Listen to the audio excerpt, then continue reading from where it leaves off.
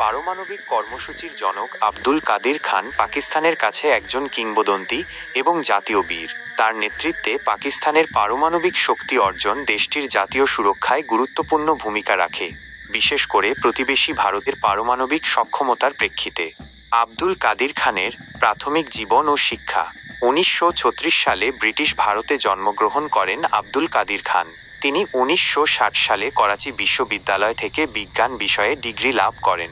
এরপর তিনি জার্মানির বার্লিনে ধাতু প্রকৌশল বিদ্যা, মেটালার্জিক্যাল ইঞ্জিনিয়ারিং নিয়ে পড়াশোনা করেন। পরবর্তীতে নেদারল্যান্ডস ও বেলজিয়ামেও তিনি উচ্চশিক্ষা গ্রহণ করেন। পারমাণবিক কর্মসূচিতে যোগদান ও বিতর্ক। 1974 সালে আব্দুল কাদির খান নেদারল্যান্ডসের ইউরেনকো নামের একটি পারমাণবিক জ্বালানি সংস্থায় সাবকন্ট্রাক্টর হিসেবে কাজ শুরু করেন। এই কোম্পানিটি ইউরোপের পারমাণবিক চুল্লির জন্য সমৃদ্ধ ইউরেনিয়াম সরবরাহ করত। ইউরেনকোর গোপনীয় এলাকায় তার প্রবেশাধিকার ছিল, যেখানে বিশ্বের সেরা সেন্ট্রিফিউজের ব্লু প্রিন্ট সংরক্ষিত ছিল। এই সেন্ট্রিফিউজগুলো প্রাকৃতিক ইউরেনিয়ামকে পারমাণবিক বোমার জ্বালানিতে রূপান্তরিত করার জন্য ব্যবহার করা হতো। 1976 সালের জানুয়ারিতে আব্দুল কাদির খান রহস্যজনকভাবে নেদারল্যান্ডস থেকে পাকিস্তানে চলে আসেন। তিনি জানান পাকিস্তানে এমন একটি প্রস্তাব পেয়েছেন যা তিনি প্রত্যাখ্যান করতে পারেননি। পরবর্তীতে তার বিরুদ্ধে নেদারল্যান্ডস থেকে ইউরেনিয়াম সেন্ট্রিফিউজের ব্লু প্রিন্ট চুরির অভিযোগ ওঠে। পাকিস্তানের পারমাণবিক কর্মসূচির সূচনা। সেই বছরই জুলাই মাসে আব্দুল কাদির খান পাকিস্তানের রাওয়ালপিন্ডিতে একটি গবেষণা পরীক্ষাগার স্থাপন করেন, যেখানে পারমাণবিক অস্ত্রের জন্য সমৃদ্ধ ইউরেনিয়াম তৈরি শুরু হয়। এই কার্যক্রম বছরের পর বছর ধরে অত্যন্ত গোপনীয়তার সঙ্গে পরিচালিত হয়। প্রয়োজনীয় উপাদান আমদানির জন্য দামি কোম্পানি ব্যবহার করা হতো এবং সরকারিভাবে এগুলোকে নতুন টেক্সটাইল কারখানা তৈরির উপাদান হিসেবে দেখানো হতো। পাকিস্তানের সামরিক বাহিনীর সমর্থনও এই কার্যক্রমে ছিল বলে জানা যায়। রাজনৈতিক প্রেক্ষাপট ও ইসলামিক বোমা। ভারত 1974 সালের 18ই মেসমাইলিং বুদ্ধ সাংকেতিক নামে তাদের প্রথম পারমাণবিক অস্ত্রের পরীক্ষা চালানোর পর পাকিস্তানের তৎকালীন প্রধানমন্ত্রী জুলফিকার আলী ভুট্টো অবিলম্বে তার দেশের জন্য পারমাণবিক অস্ত্র তৈরির শপথ নেন। তিনি ঘোষণা করেন, আমরা ঘাস বা লতাপাতা খাব, এমনকি ক্ষুধার্ত থাকব, কিন্তু আমরা নিজেদের জন্য একটি পারমাণবিক বোমা তৈরি করব। ভুট্টো আরও বলেছিলেন, একটি খ্রিস্টান বোমা আছে, একটি ইহুদি বোমা আছে এবং এখন একটি হিন্দু বোমাও আছে।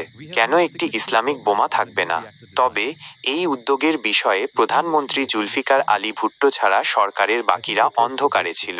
এমনকি ভুট্টোর কন্যা এবং পাকিস্তানের পরবর্তী প্রধানমন্ত্রী বেনজির ভুট্টোও 1989 সালে তেহরানে গিয়ে ইরানের সঙ্গে পারমাণবিক প্রযুক্তি আদান প্রদানের একটি কর্মসূচির বিষয়ে জানতে পারেন।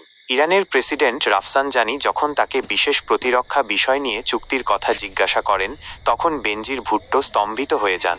আন্তর্জাতিক প্রতিক্রিয়া ও আব্দুল কাদির খানের প্রভাব।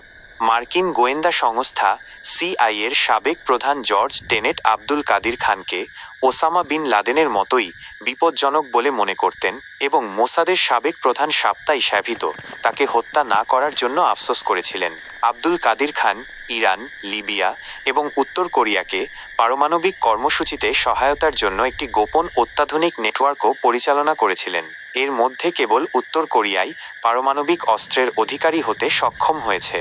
ইসরায়েলের বিরুদ্ধে অভিযোগ রয়েছে যে তারা পাকিস্তানকে পারমাণবিক শক্তি হওয়া থেকে বিরত রাখতে নানা গুপ্তহত্যার চেষ্টা করেছিল এবং হুমকি দিয়েছিল।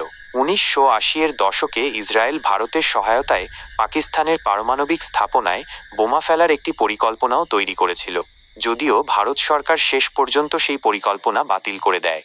আব্দুল কাদির খান বিশ্বাস করতেন যে একটি পারমাণবিক বোমা তৈরি করে তিনি তার দেশকে বিদেশি হুমকি থেকে, বিশেষ করে পারমাণবিক শক্তিধর প্রতিবেশী ভারত থেকে রক্ষা করেছেন।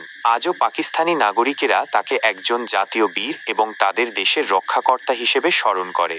2021 সালে 85 বছর বয়সে এই পরমাণু বিজ্ঞানী মারা যান।